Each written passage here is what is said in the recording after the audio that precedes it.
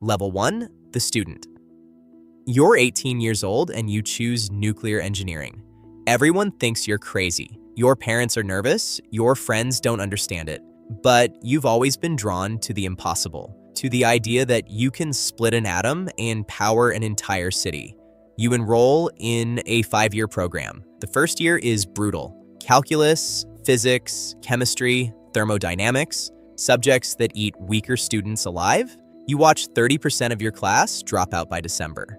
They switch to business, to education, to anything easier. You stay. You study 12 hours a day. You live on coffee and energy drinks. Your social life disappears. While your friends are at parties, you're solving differential equations at 2 a.m. You don't resent it, you love it. Every equation is a puzzle. Every formula is a key to understanding how the universe works at its most fundamental level.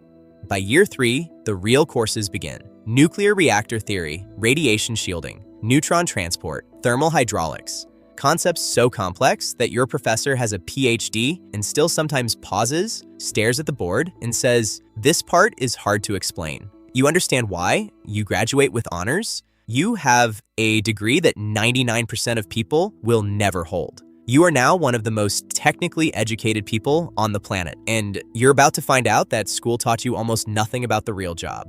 Level 2, the intern. Your first internship is at a nuclear power plant. You expected Chernobyl. You get a beige office building with fluorescent lights and a badge that only opens 3 doors.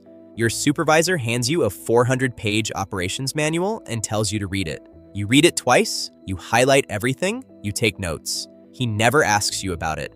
You spend 6 weeks following engineers around. You carry a clipboard.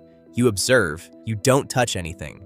There are instruments everywhere. Gauges, meters, warning lights, monitors. You ask what they measure. Your supervisor explains. You nod. You don't fully understand yet, but you're starting to. You attend your first safety briefing. The instructor explains radiation exposure limits. 50 millisieverts per year is the occupational limit. He explains what happens above that. Hair loss, nausea, cell damage, death. He says this calmly, like he's reading a grocery list. You realize this is a place where danger is so constant, it becomes routine. You wear a dosimeter clipped to your shirt every day. A small device that measures your radiation exposure. Every week, it gets collected and analyzed. Every week, yours comes back clean. But you never forget it's there. You never forget what it's measuring. The internship ends. You return to finish your degree. But something has changed. You've seen the inside. You know now that this is real, that this is where you belong. Level 3, the junior engineer. You're hired. Entry-level nuclear engineer at a commercial power plant. Salary is good, better than most of your college friends. Benefits are excellent. The security clearance process takes 4 months. Background checks, interviews, psychological evaluation. They want to know everything. They need to trust you completely before they let you near a reactor. Your first year is supervised. You shadow senior engineers. You learn the plant's specific systems. Every plant is different. The textbooks gave you theory. Reality gives you a reactor that was built in 1978, modified 6 times, and runs on documentation that contradicts itself in 3 places. You learn to read the control room. Hundreds of displays, alarms, indicators, a symphony of data that tells the story of a reactor in real time. At first, it's noise. Slowly, over months, it becomes language. You start to understand what the plant is saying. You're assigned to routine surveillance testing, checking backup systems, emergency pumps, diesel generators, things that should never be needed but must always work. You test them weekly. You document everything.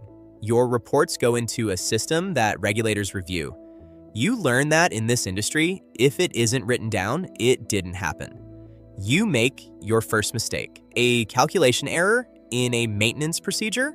Your supervisor catches it before it's executed. Nothing happens, but your hands shake when he explains what could have happened. He doesn't yell. He sits down with you and walks through the error step by step. That's the culture here. Mistakes are analyzed, not punished, because the alternative, hiding mistakes, kills people. Level 4, the licensed reactor operator support engineer. 5 years in, and you decide to pursue your reactor operator license. It's one of the hardest certifications in any industry. 18 months of training, written exams, simulator exams, NRC oral boards, where federal regulators sit across from you and ask you questions for 6 hours straight. They ask you to describe every system in the plant from memory. They give you scenarios. A pipe breaks in the primary loop. What do? A pump fails during a routine shutdown. Walk me through it. Your coolant temperature spikes unexpectedly. Identify the cause. You answer. They probe deeper. They push you to the edge of your knowledge. They want to see how you think when you don't know the answer. Can you reason through it? Can you stay calm? Can you make the right call under pressure? You pass. The license arrives by mail. A laminated card with your name and your reactor type. You hold it and think about everything it took to get here. The card is small. What it represents is enormous. You stand your first watch in the control room as a licensed operator. 4 other licensed personnel are there. You monitor the reactor. You observe system parameters. Everything is normal. The reactor hums. The turbines spin. Electricity flows to 800,000 homes. You're part of the machine that makes that happen. It's quiet. It's steady. It's powerful in a way that has nothing to do with noise. Level 5, the Senior Reactor Operator. 10 years in, you hold a Senior Reactor Operator license now. You supervise the control room crew. You're responsible for the safe operation of the reactor during your shift. When things go wrong, you make the calls. And things go wrong. Not catastrophically, not yet, but constantly, in small ways.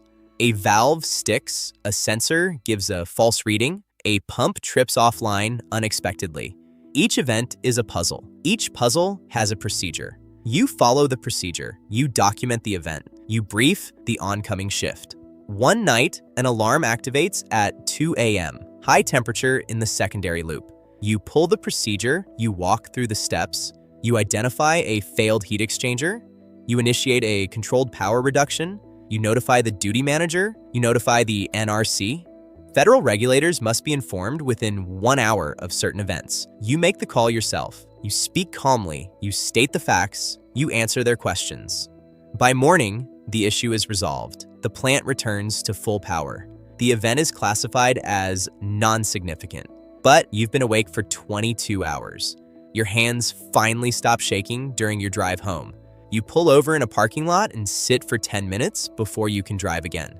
Nobody outside this plant knows what happened last night. The lights never flickered in a single home. That's the job done right.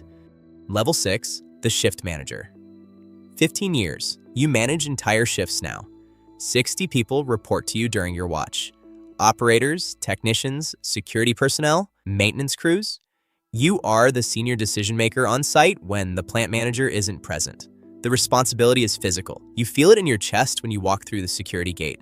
Every person on this plant, every home powered by this reactor, every community within 50 miles, they all depend on the decisions you make in the next 12 hours. You handle your first significant event as shift manager, a reactor trip, automatic shutdown triggered by a sensor fault. The plant goes from full power to 0 in seconds. Every alarm in the control room activates simultaneously. The noise is enormous. Your team moves. Each person knows their procedure.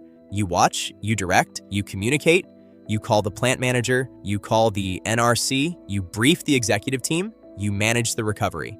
4 hours later, the cause is identified. 12 hours later, the plant restarts. You write the event report yourself, 14 pages. Every decision documented, every action time-stamped.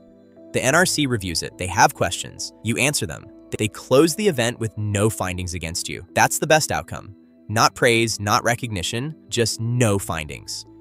In this industry, invisible success is the highest achievement.